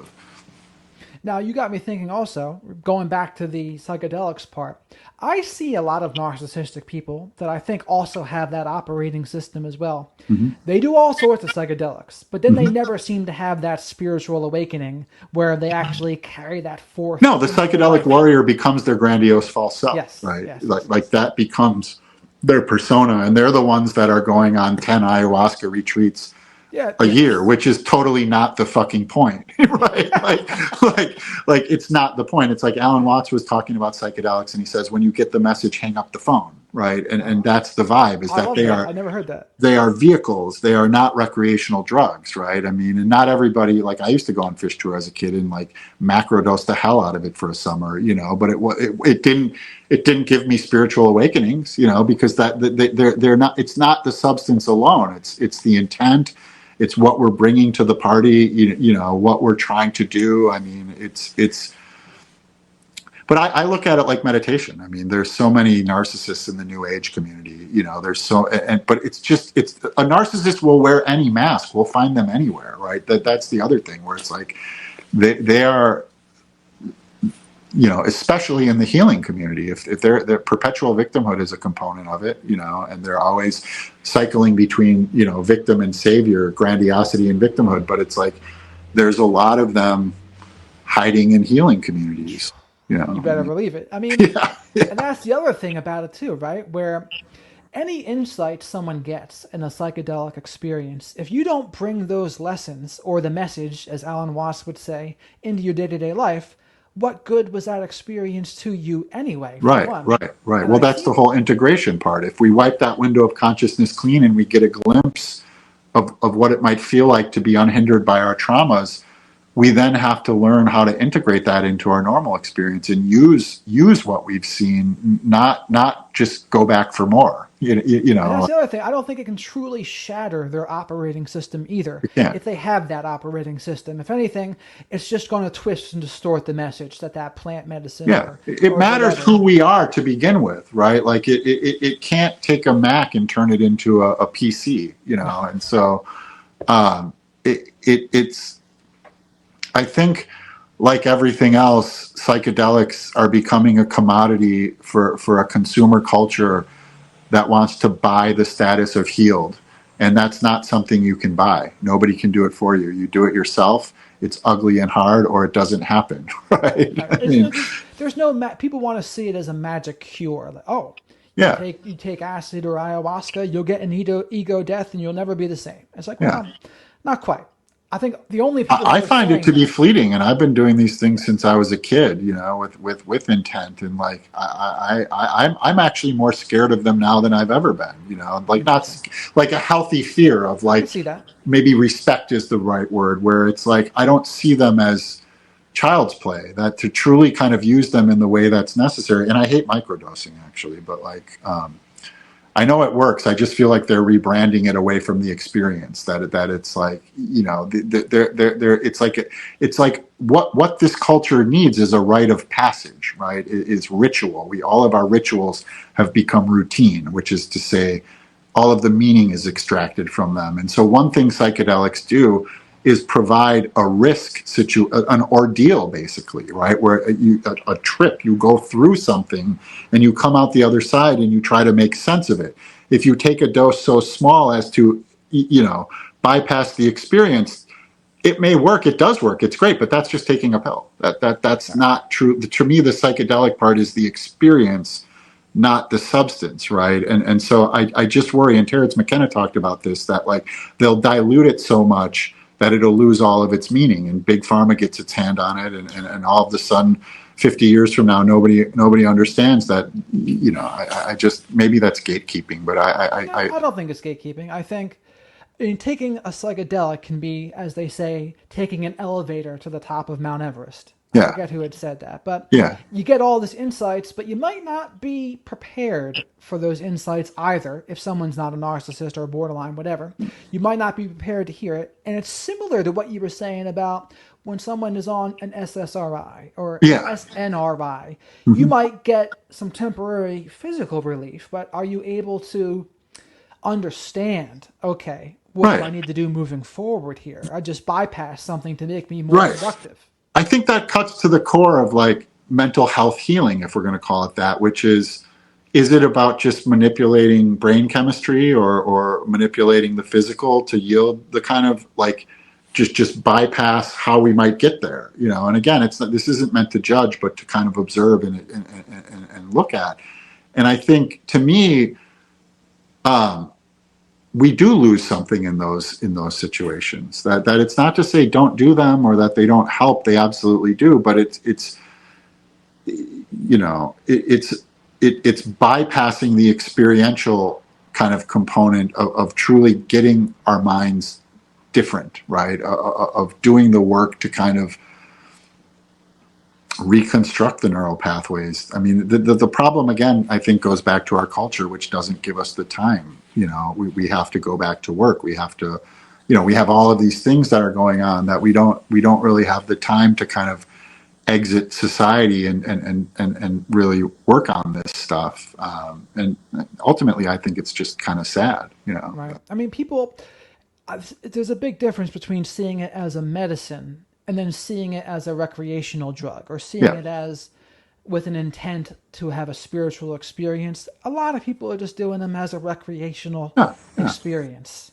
yeah, yeah. I mean, and again, like people should do what makes them happy, you know. And I think there's always a little bit of a component of like with them of glimpsing something different, right? Like even in recreational use. But again, it's like, to me, it's about respect. Are we respecting that these are substances in various forms that have been part of the human experience forever, basically? Right. You know, like, I mean, um, there were studies that showed the early Christian Eucharist had ergo root in it, which is where LSD comes from. I would kind of laugh at that, where like they decided, oh, we can't give you a real glimpse of God. Here, take this alcohol now. We'll switch it out because we want to be the middleman between the divine and the mundane. But I think acknowledging that this is a universal human experience, that the psychedelic, I don't think it's as simple as like the stoned ape theory that like apes ate mushrooms and then all of a sudden consciousness is born. But I do think there's some truth to that. I do believe there's some role that they played in advancement. I don't. It probably contributed a little bit. A little bit. I mean, they existed. The primates were eating everything. It's certainly not as simple as causality, but Now, you know what? And this leads directly into something you said that I also really loved, which is you said our cultural mythology is off, and you said yeah. many of us think we're Luke Skywalker, but we're really a stormtrooper. We're a nation of stormtroopers who think we're Luke Skywalker. Yeah. I mean, it's all about perspective and who we identify with the stories, like cops, like with Punisher stickers, like people think that they're seeing outside of the Matrix as they're like walking face first into it, and so it's like, I mean, this is really what my background was studying, was like my degree was called literature, culture, and media. And so it's about literature studies, film studies, media studies, the expressions of human consciousness and stories. I mean, Joseph Campbell is wonderful for this. The power, like a culture is defined by its mythology in a certain way, right? And so we are lacking a coherent mythology that accurately represents who we are. I think, and not totally. I mean, I think, like from one perspective, religion could be kind of seen as cultural mythology, and I think we have these old religious stories that I'm not sure really serve the modern era, that serve the modern experience. But it's also kind of cultural illiteracy, where we're not taught to interpret stories. We're not taught to kind of critically think. And really, like, the human mind thinks in symbols and stories. And so the stories we tell ourselves about ourselves, just like in an individual, is true in the cultural. And I really think if we boil down what's happening in this country, a lot of it has to do with what stories we're telling ourselves, right? Are we this nation of patriots and the kind of that uncritical look at our history, or are we kind of able to kind of look from different perspectives, where our founding story from our perspective is one thing, from the perspective of the Native Americans would be something totally different. And one doesn't necessarily cancel out the other. It just recognizes that reality includes all of them. And I think there's a cultural tyranny around the interpretation of our past that borders on kind of fantasy, and that a lot of elements of our culture are clinging to that story because they identify with it. It creates their identity. And I'm not judging that at all. That's how human beings are made up. Other parts of the culture want to see from a couple different perspectives, and maybe do a little shadow work of looking at the things we've repressed about our collective history, and coming into maybe a more expansive awareness of again, like light and dark at the same time, poison and medicine, just how and when. And I think that's at the root of our dysfunction as a shared, the United States is a shared culture that's made up of many other cultures. How do we have a cohesive narrative when we all came from somewhere else? I think that's one of the cruxes of modern existence, is how do we create like a global culture while preserving the individual beauty of all the cultures that make it up, right? How do we see other cultures through the lens of curiosity instead of through the lens of being threatened by them, and I think it's not as simple as like our political bullshit makes it seem. It's actually about human nature, the fear of the other that is deeply ingrained in human beings, and how our stories can help lead the way, but we have to learn to interpret them. We have to learn to identify with the elements of the stories that Stormtrooper Luke Skywalker thinks funny. But and melting pots, we haven't seen them, like, this is new. This is a Yeah, relatively yeah, new thing. yeah, So we're learning on the fly here. And yeah. are there any civilizations or cultures that you think kind of got it right or close to it right? No, not that I mean, I think like we we run the risk of like simplicity when we kind of idealize this culture or that culture, when all cultures come with problems. I don't think there's been a utopia. I mean, maybe maybe some small culture somewhere that like that, but these large scale civilizations all come with the variable and the kind of like um, wild card of humans and human Yeah. behavior and human. I don't know what human nature is, but I do know that we have a lot of conflict baked into it, that like we have a lot of evolutionary trauma in ourselves, and I think all cultures, all they can do is strive to be better than what's come before. It's like there's a Hemingway quote, like you're not in competition with somebody else, you're in competition with who you were yesterday. And it's kind of like that on a social scale, that like we should be learning from the past. And like Jung talks about like life as like a Fibonacci spiral, where we kind of keep coming across these same situations, but hopefully with a little bit of expanded consciousness each time. I kind of look at that like humans, like we keep coming back to these times of social upheaval and kind of cultural trauma. And this time around, I think we're failing to learn from the last time around, that we've kind of like taken a lot of the wrong messages. We've told ourselves the wrong stories. And so we're repeating these things. And we don't have to be, I mean, a lot of it is war, is violence. But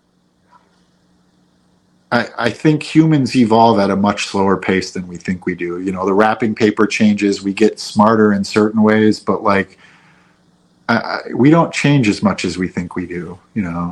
This whole talk of like collective awakenings, how do we wake everybody up? That's part of the problem. People wake up individually. People, you can't force enlightenment on people. You can't force new awareness on people. You can only, inhabit it or try to like talk about it. But ultimately, I mean, I don't want to get too doom and gloom, but like I feel like we're kind of in like a new dark ages in a certain way, that like we've got all this knowledge, but we've had it taken from us, kind of, where our education systems have failed us, our political systems have largely failed us as a whole. I think when we see these things through the lens of partisan politics, we kind of miss the picture that it's a collective thing. But I also think we have still also come a long way. It's again, it's never like one or the other. It's kind of just like looking at it critically and holding human beings. I mean, as we sit on the dawning of the AI age, I just question whether we have the responsibility to wield this technology responsibly, whether we know what we're actually doing, or whether profit motive has blinded everybody to kind of open the ultimate Pandora's box that, like, I think in a lot of ways, like Christopher Nolan's Oppenheimer, was about AI in a certain way, that AI is like the new nuclear in a way, that it's like Oh, interesting. this technology that will define the coming like epoch. And there will be good uses for it and there will be bad uses for it. And much like when the Manhattan Project lit off the first nuke, they didn't know whether it would start a chain reaction that would engulf the world in flames. They literally didn't know. And so that's where we're at with AI. And I just, I think I just question humans' ability to kind of steward these types Sure. of technologies, I mean, I think one part of it is people have different versions of waking up. So Yeah. people say, Yeah. how do we wake someone up? Yeah. Well, there's a bunch of different versions of what people consider waking up. That's one Right. thing to think about there. And then I guess you would say more empathy and more emotional Yeah. safety would be a good magic wand to try to the, get the, everyone the on greater board. good needs to re-enter the chat in a certain way where we are such a profit driven culture where if it makes money it goes. I mean, I think a lot of the experience we're having of the dysfunction and the chaos now is a result of the internet, right? The way information disseminates changes reality, right? When you look at like the printing press led to the witches thing, right? Where a bunch of 40,000 people were killed for being a witch because information began to move around faster. You look at like the rise of the Nazis in Germany, and it's inherently intertwined with radio and film technology, right? And the way that the information system changed. And then you look at the internet, where it's like the god tier communicative tech. It combines the printing press, the television, the radio. It's all of those things in one, and information is beaming around the world at light speed.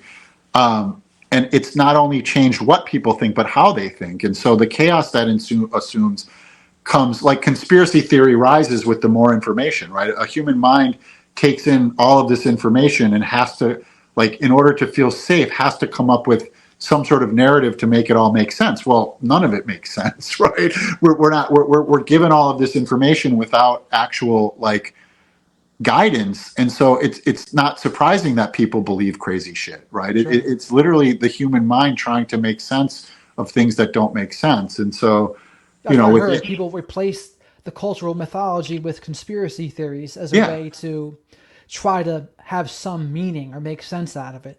Well, right, there's all these things happening. People, the mind has to, the way we've evolved, we think in stories, right? We think in narrative form. So the more information you give people, the more they need to make sense of. You combine that with the American education system that hasn't exactly been churning out critical thought, for the last like forever. And instead, I think teaches people what to think, not how to think. I mean, I'm dumb. I think of like multiple choice questions, right? And like, how does that condition a person to engage with information? Look at a data set and pick one, and the answer has to be within the data set. It's not critically thinking. It's not coming to, and so then you give them the internet, and it's just this big data set. Well, the answer's got to be somewhere, and it turns it into this kind of choose your own reality thing. And this is how you get to where we are is media literacy, discernment, the understanding. I think about this all the time about how like when I was young, when you were young, before the internet, it was about curiosity. If I wanted to know something, I had to seek out the information. You go to the library, you get an encyclopedia. There was a fixed amount of information to seek out. It's now about curation. The information is assaulting us all the time from our phones, most of it bullshit. And so it goes from being curious, proactive, to being a curator, defensive, right? Where the information is coming at us so fast and furious. If we believe the wrong thing, we go down the wrong rabbit hole, we get lost. And again, like I don't want to get into politics. People make this about one political party or the other. It's all of us. It's literally all of us. This is a human experiment of the internet. Like think of the volume of interpersonal interactions we're having, the volume of information that we're digesting. It's so radically different from even 40 years ago. I think the human mind is struggling to keep up. And then you get the kids that are born with it, right? Where if you're born into a world with a certain tech, you can never imagine the world without it. So they're functionally different than we are. I mean, who's that guy? Jonathan Haidt, I think he's doing a lot of interesting work in Jonathan how Height. Yeah, I mean, and it all seems obvious, but it's like the way that social media and all of this information is hurting the kids, right? It's of course it is. Like it's like they were brought up on this internet that the parents didn't understand, right? And so they're out there. Like, does a kid born past like 2008, like, have they learned more from their school or from their experience on the internet? Like, what's actually shaping their understanding of the world, and what's shaping their self-esteem when it's not just like catty high school bullshit. It's that it never ends because you're on social media. Like of course it's destroying their mental health. I hear that the number one thing they want to do is be a creator, and as somebody that exists online, no, that's not healthy. Like it's just not healthy. And that leads me into the last thing I want to talk to you about. How do we move forward with this creator and follower relationship with people? Because there's never been a relationship this intimate that people could have, right? Where people can stream, talk back and forth instantly. That was never the way it was with radio. That was never the way it was with movie stars. This is a very new thing. We are in a brave new world, and I think we move forward with compassion and an understanding that, like, our minds have been preyed upon, right? That these devices didn't have to be designed in the ways that they are, and they're hacking our brains. It's basic Pavlovian techniques, basically, like at the surface, and even more deeper stuff. And so I think part of it is recognizing what a transformational period we're in, and approaching it with compassion, right? Like internally. Like I said, I was telling you earlier, where I was working with somebody who was saying she was addicted to her phone, and I tried. I'm sure she is. But I tried to explain that we all kind of are, that we're being used as guinea pigs. And we have to, it's not to say, like, throw your phone in the ocean, right? Or like disengage completely. That's not really realistic. This is the world we live in. But it's to give ourselves compassion and again, like, resist the pathologizing of things that are being done to us, right? Like, Johann Hari, I was telling you about Johann Hari, wrote 3 books. They're all brilliant. Chasing the Scream, about the drug war and addiction.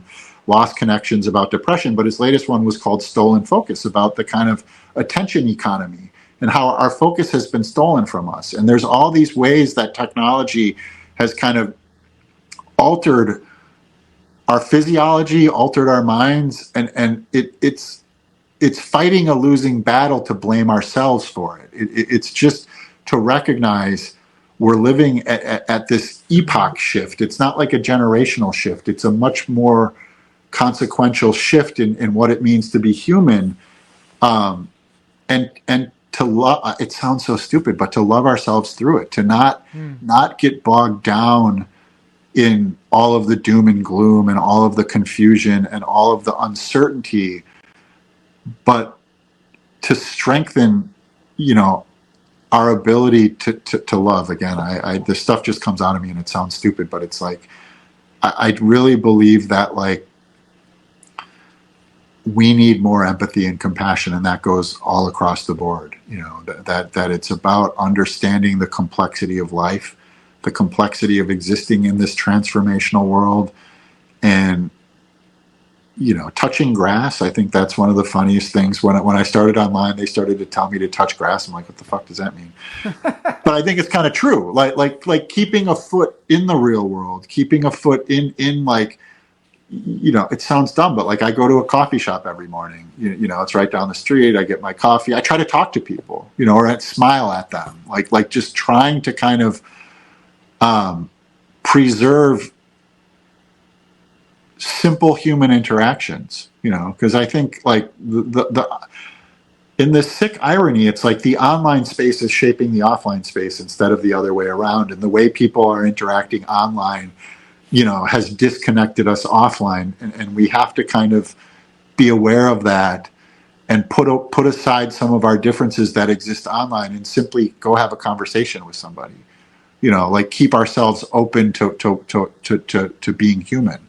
Right. And that's what you were saying with Josh too, is that, or I don't know if you said this with him, but it's people, they don't have to meet each other in person anymore. That you meet connections online. Yeah. Oh, yeah. I don't need you to come to this party to meet this new person. Right. No, right. I can just give you their socials and then that's it. And he was mentioning about how he doesn't always want to follow people that he's friends with because he wants to be able to catch up with them in person. And I think that's a cool thing too. So I've talked about this for a long time. It's like, remember when we'd come home from Thanksgiving, like from college or whatever, and like everybody meet up at the bar and it'd be this great thing because you hadn't seen anybody, right? It's like, oh my God, I haven't seen you in like a year or 2 years or 3 years. Now we know what that person had for fucking lunch yesterday. We know what dumb political thing he said 2 days ago. And there's all of this bullshit like clouding our ability simply to coexist again, right? And yeah, it's like I love parasocial relationships on a certain level, the ability to like meet people like you, to share experiences, to meet people that are like us. But I also understand it's not the same as if you and I like I met you at the coffee shop and then we struck up a conversation, and every morning we'd sit and we'd have our breakfast burritos and drink our coffee and we'd just talk like humans. It's I mean, I had a friend like that there's like this older black guy, like we'd have nothing in common. But this was a couple of years ago. I'd go in there, and I used to go in much earlier, and we'd just sit and we'd talk about anything, and it was like this kind of odd couple. But to me, that's where it is just like, I mean, I think, talking about quitting drinking, I think that's the thing I miss most about drinking, is sitting on a bar stool and just talking to people, with a little bit of the loose tongue that comes with, a glass of scotch or two. And I really genuinely miss that. And I think in a certain way, when I started TikTok, it was me just talking like that. And I just wanted to be less alone, because I was in this period of isolation and healing, and I had gone away from my family.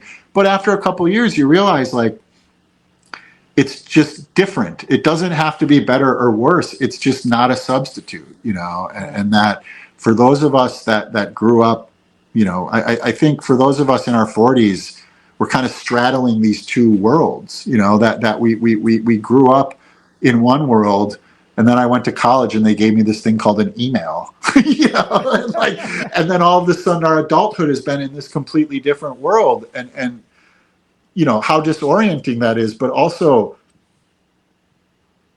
it's caused to just be aware of that. And again, to me, it's all, especially for the children of narcissists, it's all about how we treat ourselves internally. Our internal relationship to self is reflected in our external relationships with other people, right? And so we have to take care of this self-dialogue, how we're talking to ourselves, how we're, I'm constantly telling my clients, like, you have to give the compassion you so freely give to other people to yourself, right? Because it's really important that social media, a lot of the online experience, isn't really great for that. We're comparing ourselves to far too many people. We're seeing all of these different ways of being, which on one level is great, but on another level, we can just use it to tell ourselves that we're not enough, because this guy's got that car and this guy's doing this. When how do we know? A lot of these people are just like creating a life online that doesn't exist in reality. Yeah. I think what you said about having just the acquaintance friends that maybe you didn't have much in common with, that's been one of the bigger casualties of the social media era. And I think for you, you're probably an old souls kind of drinker, where you would go and probably have all these deep conversations at the bar, especially a few drinks deep, etc. Okay. I could totally see that. There was the professor phase, which was the good phase. After the professor phase, darkness swirling, But yeah, it was like I used to work at this bar, and it was called the Nomad, and it was like a small bar, but it was like a soccer bar, right? And I don't really like soccer, but it would draw, like, because it played soccer games early in the mornings, and like they'd get the street cut off for World Cup, it drew all sorts of different people, right? Like, it was like truly like an international like group of people that would come in. Brazil's playing, there'd be a bunch of Brazilians, and just sitting there and talking to people, like I really miss that, but I believe it's funny though, but it's like I think for me, like, that decision to quit drinking was the thing that kind of like, that small decision, which probably wasn't that small, but it really was the beginning of the transformation for me into who I am now, was kind of giving up the crutches that I had that were kind of preventing me from dealing with my trauma. My therapist at the time framed it as like, look, you have CPTSD, which is like a broken leg, and you're doing so many drugs and drinking so much that it's like you're just kicking your broken leg every day over and over and over and over. And if you want to fix that broken leg, you got to stop kicking it. And he was right. I mean, I mean, you wouldn't be who you are today without that phase. No, not at all. Not at all. I mean, again, like, I love all those parts of me. That part was a really complicated time, couple decades, but it was like, I had a lot of growing up to do. I had a lot of kind of coping mechanisms to shed, in order to kind of really get at the trauma. I mean, I think it wasn't until a year in sobriety that I really started understanding how affecting the trauma had been, because it's like, I think a lot of us feel that, where we take that one thing away and there's this kind of euphoric push of, oh my God, you're going to meetings and you're getting your little chips and it's like, oh my God, I'm really doing something. And you are doing something, but ultimately it's like the pregame, right? It's just clearing the space to get to the trauma stuff. But no, I mean, I think seeing it all as seeing our lives through the lens of acceptance really works, is seeing it not as having happened to us, but having just, been our lives, and accepting that, like, there's always good, there's always bad, and all we can do is try to grow, Absolutely. Now, do you have any other closing thoughts you want to give to people? Well, I think I've got it out there. I just hope I didn't say anything. I'm always worried. This is my only second podcast. I'm always worried I say something stupid, Nah, you're good. Nothing stupid I could see. Yeah. Nothing too outlandish or controversial. No. I mean, the BPD, MPD stuff, I think sometimes triggers people and rubs them a little bit the wrong way. But, like, I understand that.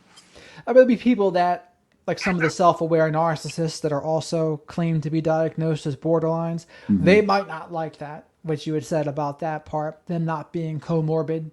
But yeah, I know one of them specifically that I don't really care for, that bills himself as that. But yeah.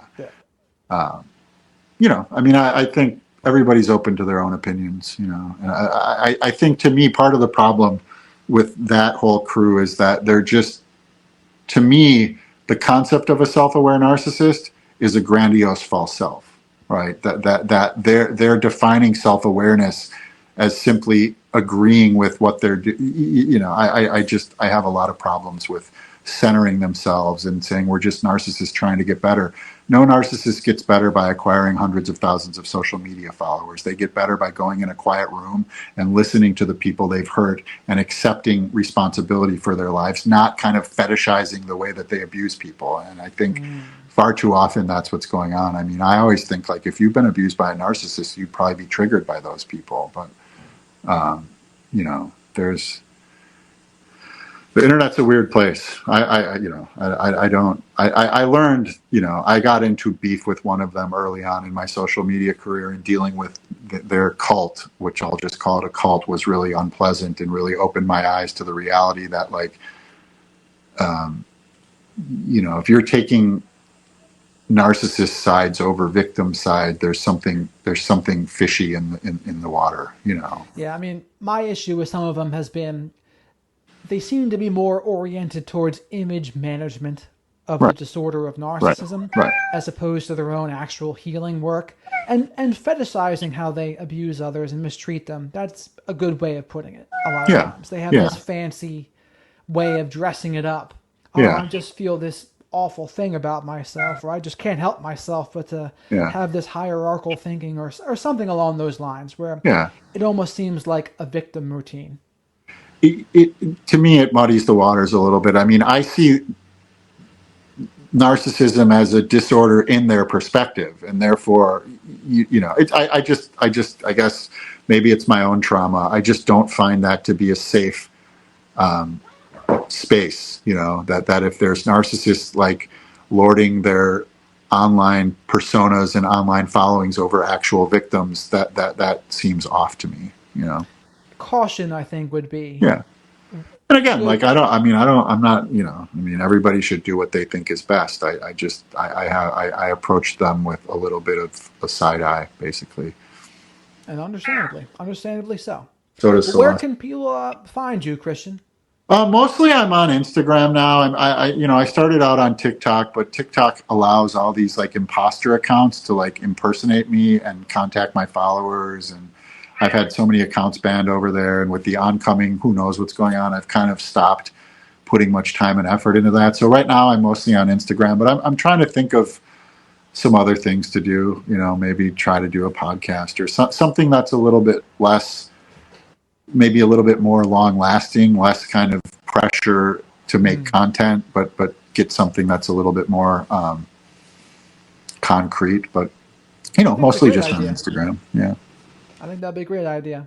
But Christian, thanks so much for coming on the show here today. We went over a lot of material here, which I think. Yeah, thanks for having me. I really enjoyed this. I enjoyed our talks today. So I hope reach out whenever you want. I always like talking. Talks plural is probably the yeah. I think we had like the length of this podcast prior to it, which is it's good. It's good stuff. We did. Really this is probably the longest I've spoken to someone in a while. So you're an easy person to talk to and listen to. So thanks, man. I appreciate that. You got it, brother. But all right, thanks again for coming on. I appreciate it.